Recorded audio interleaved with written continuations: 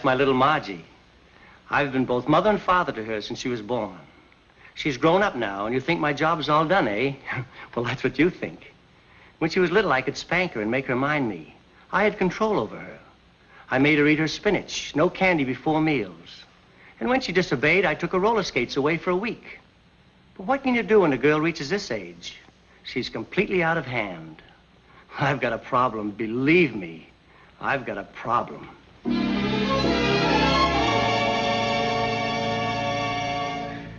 That's my father. I've raised him from childhood. That is, my childhood. He's nearly 50 now, and you'd think he'd settle down, wouldn't you? Well, that's what you think.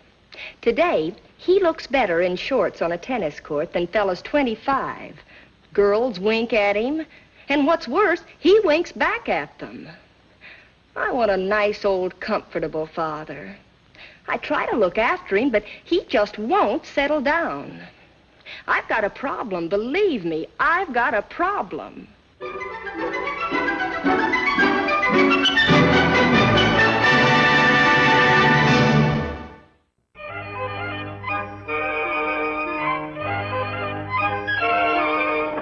night, Charlie. Good night, Miss Townsend. Shall I wait for the gentleman? No. Yes.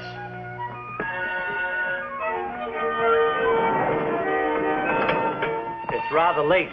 Why, it's the shank of the evening. It's 2 o'clock. Well, last summer in Africa, I sat up 4 nights in a row by a waterhole, waiting for a tiger that had been terrorizing a native village. This was a man-killer. He'd already got 2 of the natives. Then I heard him, creeping through the brush. He got wind of me. You told us at dinner. I saw his eyes gleaming with a killer instinct. He was stalking me. Bang! I let him have the left barrel. Bang! I let him have the right barrel. And he fell 3 feet in front of me. It didn't happen that way. What? Bang, you let him have the right barrel, and then bang, you let him have the left barrel. But I always fire the left barrel first, oh boy. You didn't at dinner. Why, I'm quite certain that I did. Or perhaps the waiter disturbed your aim. Now, nothing disturbs my aim. Now, don't argue, boys. Please. Good night. Good night. Well, good night. You said that. It is late, you know. Well, you'll be in bed soon. You live just down the hall, don't you? Well, you live on the other end of town. You may have trouble finding a cab. Oh, don't worry about me, old boy. I love to walk. You love to walk? Yes, I love it. Especially in the early hours of the morning. Oh. Well, Roberta's tired. Are you, Roberta? Well, of course she is. Look at her. Circles under her eyes, shadows. Why, the poor little thing looks awful. Oh, what a very nice compliment, Vern. Oh, Roberta, I didn't mean it like, what... He's just trying to get rid of me. Yes. Oh, I mean, well, that's a little, putting in a little... Well, don't trap me. Say, Mr. Craig, what did happen to that tiger? I killed him. Good night, boys. Now see what you've done. Me? Good night. Good night.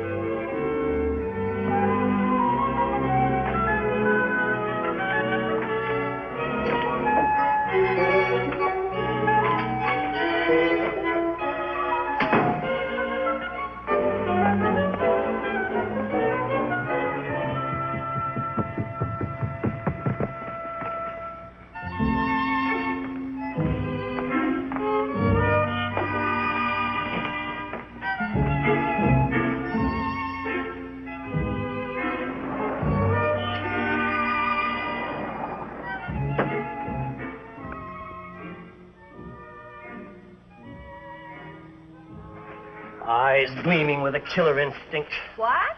Oh, nothing. Good morning, sweetheart. Good morning. Do you know how they shoot tigers?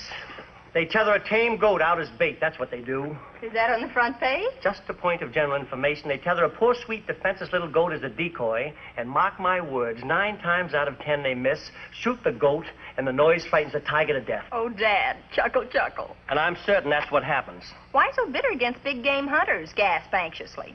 Oh, Margie, I don't mind your looking at the comic strips, but for goodness sakes, don't go talking like them, especially the descriptions. It kind of makes them funnier. I'll try not to do it, though, Dad. Sob. Margie.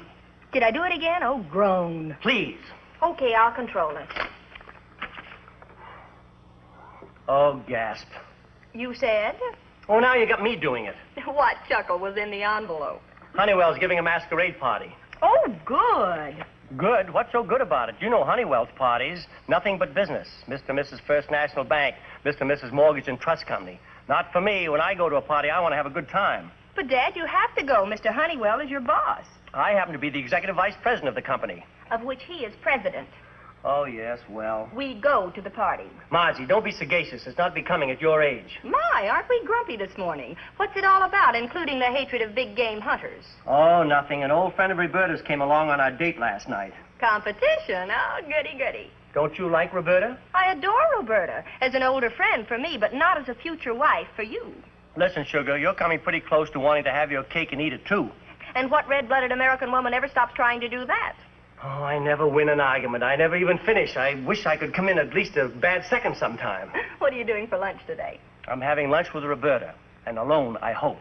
Why? I thought I might come downtown and we could pick out our costumes.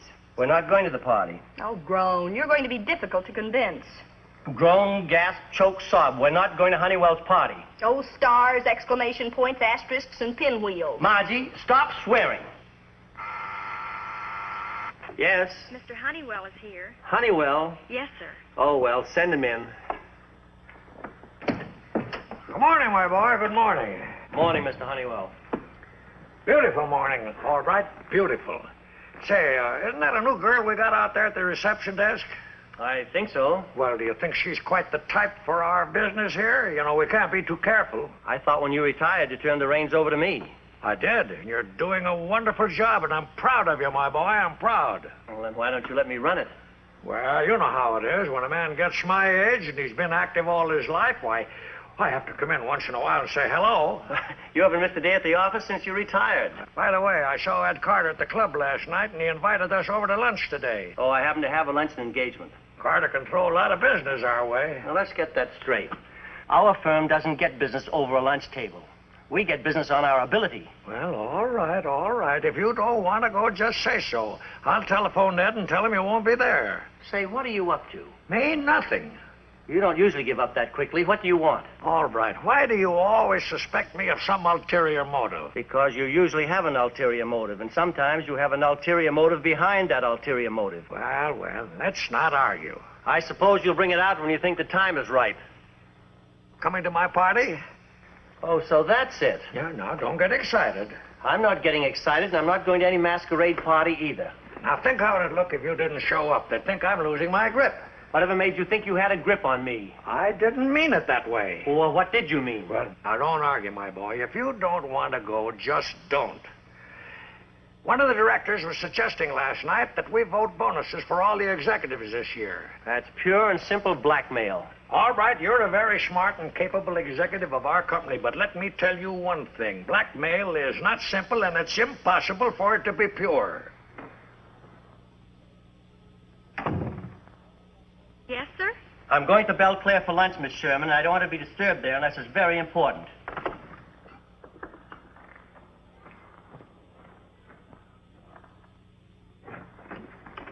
Dad, I thought that maybe after lunch we could go to the costumer. Too late now, sweetie, and I've already told Mr. Honeywell we're not going to his party. Goodbye. Oh, excuse me. Where's he going? He's having lunch with Roberta. Oh, Marge, every girl likes a lot of nice clothes. And that's the truth. If your father comes to my party, I'll buy you 2 dresses and a nice new hat. Gee, that's keen. I was crazy to go anyway the minute I heard of it. Oh, but what's the use? There's no arguing with him. He's in a frightful mood. Yeah, I've noticed that. What makes him so irritable? An old flame of Roberta's has come to town. Frank Craig, big game hunter type. Dad's jealous. Jealous? Yeah, he's having lunch with Roberta now. Alone, I hope.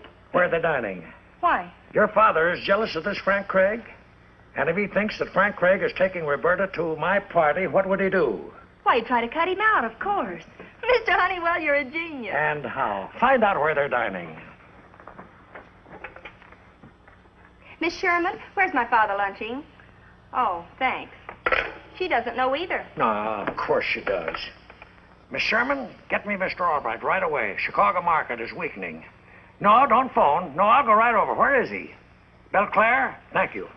Let's go. But Freddie's meeting me here. Freddie? My boyfriend. Oh, I'll leave a note for him. Oh, Dad just hates Freddie. Sometimes he thinks he hates me, and sometimes I think he does. Darling, it's wonderful to have you to myself at last. Why, Vern, such ardor. Seems as if we've had Frank Craig along with us on every date we've had for the past month. Well, here we are alone. It's wonderful.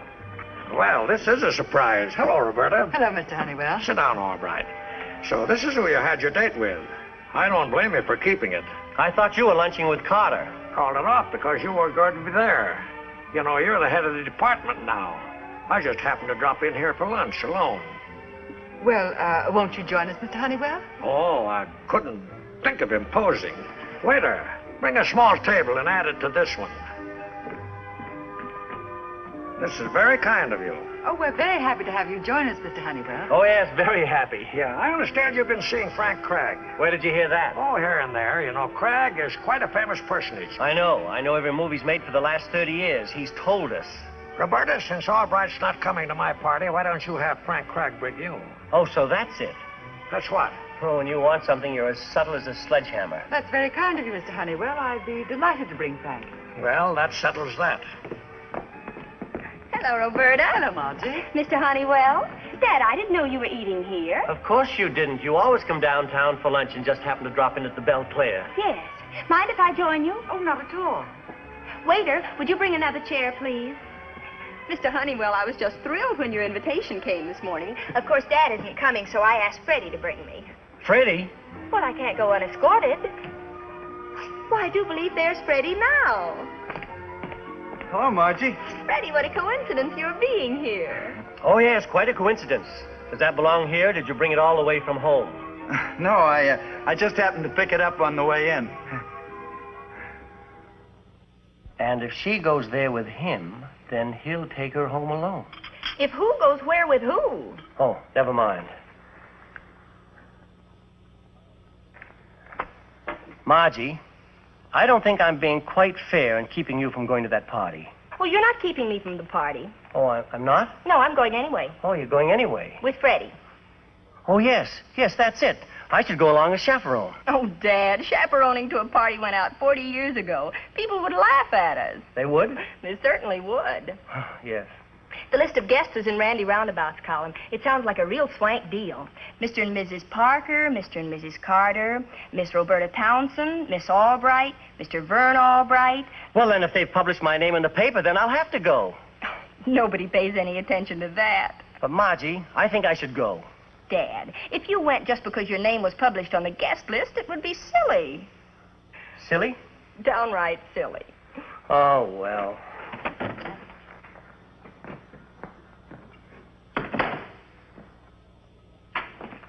Good morning, Vern. Good morning, Roberta. You know, dear, I've been thinking. Yes? It would be selfish for me to make you go to that party with a crude fellow like Frank Craig. Oh, I don't find Frank crude. Oh, hadn't you noticed it? He's likely to start stalking the guests. Oh, Vern. So if you really want me to, I'll escort you to the party. I've already asked Frank. You've already asked Frank? Yes, he phoned last night. Oh, groan. What? Oh, nothing. That's just an expression. Morning, Miss Townsend. Good morning, Charlie. Beautiful morning. Oh, yes, for all you know, it could be raining lions and tigers.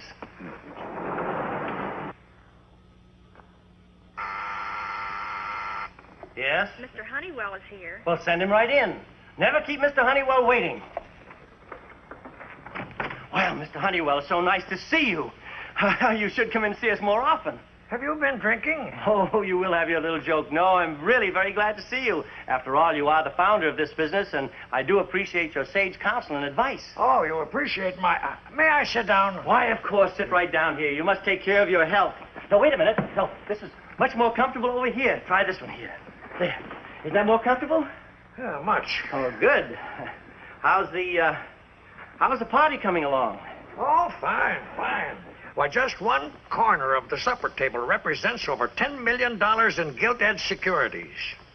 It's going to be a big party, isn't it? Oh, 300 guests. 300. Oh, I don't suppose one more or less would make any difference. Now, the seating arrangements for supper have all been carefully worked out. Oh. I want to come to your party, Mr. Honeywell. And I'd love to have you, my boy. Oh, swell. And we'll keep it as a surprise for Roberta and Margie. Okay, but I thought you'd be taking Roberta now. Oh, she's already invited that double-barreled head shrinker. Then the masquerade is your big opportunity. My opportunity? Yes? What is it every woman in this world is looking for? Oh, a guy that'll believe her when she's lying. No, now be serious. Every woman in this world dreams of a knight in shining armor. A knight in shining armor. Say, that's not a bad idea. And you got a good figure for armor, boy. Exactly what is a good figure for armor? How should I know? It's the sort of a thing you say to a fellow. Oh. Oh? Say, did you see the write-up Randy Roundabout gave the party? Randy Roundabout? Yes. There it is right there. Among those present at the Honeywell soiree will be Mr. and Mrs. Carter, Mr. and Mrs. Palmer. The third, Mr. and Mrs. J.L. Hanley, Mr. Frank Craig, Miss Roberta Townsend, Miss Albright, Mr. Vern Albright, Mr. and Mrs. Van Dorn. There's certainly going to be a lot of nice empty apartments that night. Let's see.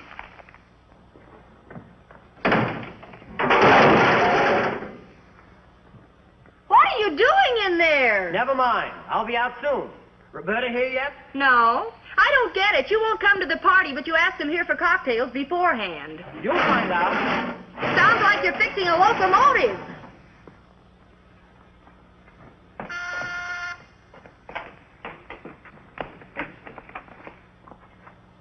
Gee, Margie, you look out of this world. You look nice yourself. What's all the racket? I don't know. It's been going on for half an hour. Margie, Yes, Dad? who just came in? Freddie. Well, tell him to get the monkey wrench. It's in the living room and bring it here.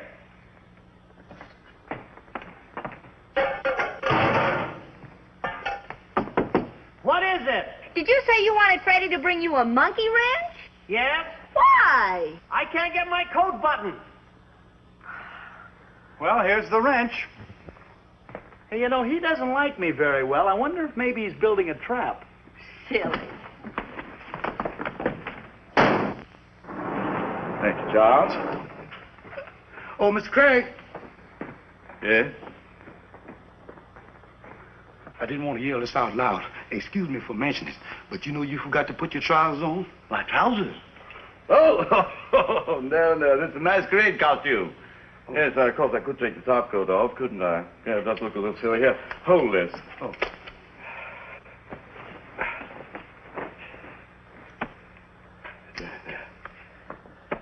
How's that? It looks like you could catch a mess of elephants in that outfit, sir. Well, thank you, Charles. Yes. Roberta, darling, you look a dream. Thank you, Frank. You look very manly. Oh, just an old safari suit and a 303 heavy bore elephant rifle. What's that for? Oh, I thought we might persuade Vern to go along with us. Now, why does he have to go every place we go? Now, be good, Frank. Well, What's he doing in there? You wouldn't believe me if I told you.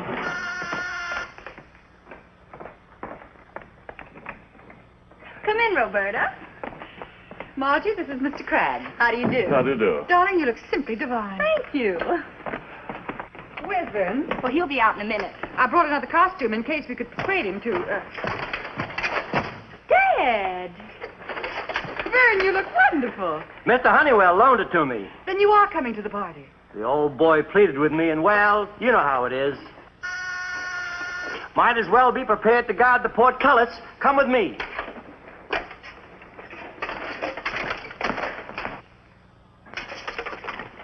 What is it, Charlie? Mr. Albright, somebody's sneaking up the service stairs. Shall I call the police? Oh, I wouldn't bother. It's probably a delivery boy. Maybe, but they looked awful sneaky, though. Oh, I just forget about it. Yes. Oh, it seems like a year since I've kissed you. Well?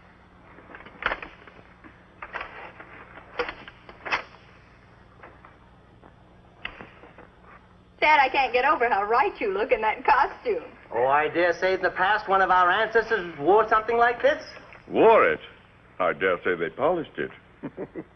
Wearing armor gives one a sense of the past. It makes one think of the days when brave men rode into tournaments. It makes one think of the days when brave men rode into tournaments to joust for the... Ouch! Oh, I'm on fire! Out on the terrace, Mr. Albright. I'll cool you off, Mr. Albright. I'll cool you off. Yeah, how can I cool off when it's so hot? Oh, keep talking. I keep cool when it's so hot. Oh, hot. Oh. Gee, Mr. Albright, I hope you don't get rusty. Vern, are you all right? Yes, but I'll have to stay away from fireplaces. Wouldn't you rather wear this? What? Have him go as a mighty hunter and me as a clown? I should say not.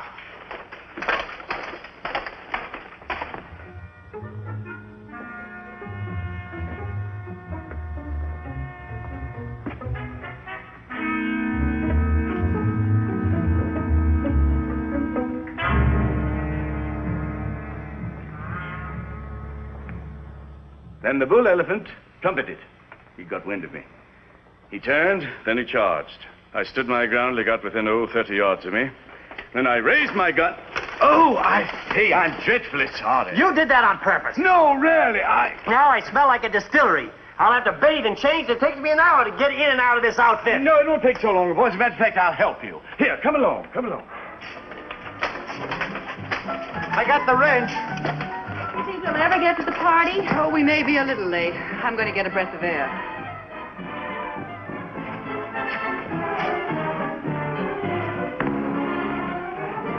Where's Roberta? On the terrace. Come on, Frank. You said you'd help. Margie? Come in. Roberta! Oh, Roberta! Oh, there you are, darling.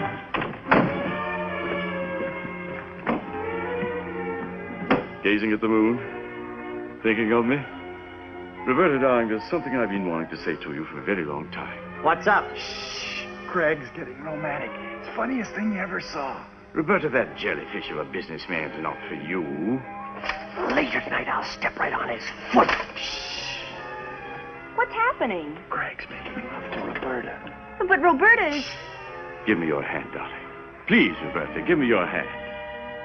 Such a sweet little hand. My own Roberta's hand. I'd know it amongst 1,000 women. I'll put a stop to this. Put a stop to what? Craig is making love to you. Craig is making love to you? Say, that must be the prowler Charlie was telling us about. I just thought I'd tell you you're kissing a burglar. Stand the right fire!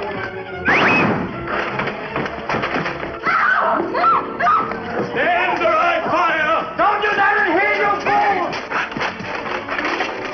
Now, wait till I catch him. Raise him over here. Here! Hold him there! Hold him there! Hold him there!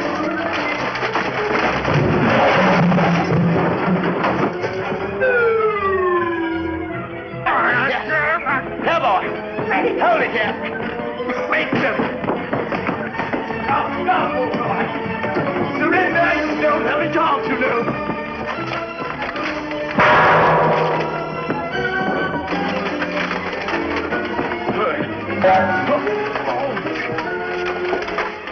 I'll help you, Mr. Albright. Where is he? Did he get away? No, you knocked him out. 3 cheers for the Armored Brigade. Freddie, you and Margie call the police. Bon, let's hurry. We can't keep Mr. Honeywell waiting. Well, we can't leave Frank just lying there. Oh, his native bears can bring him along later.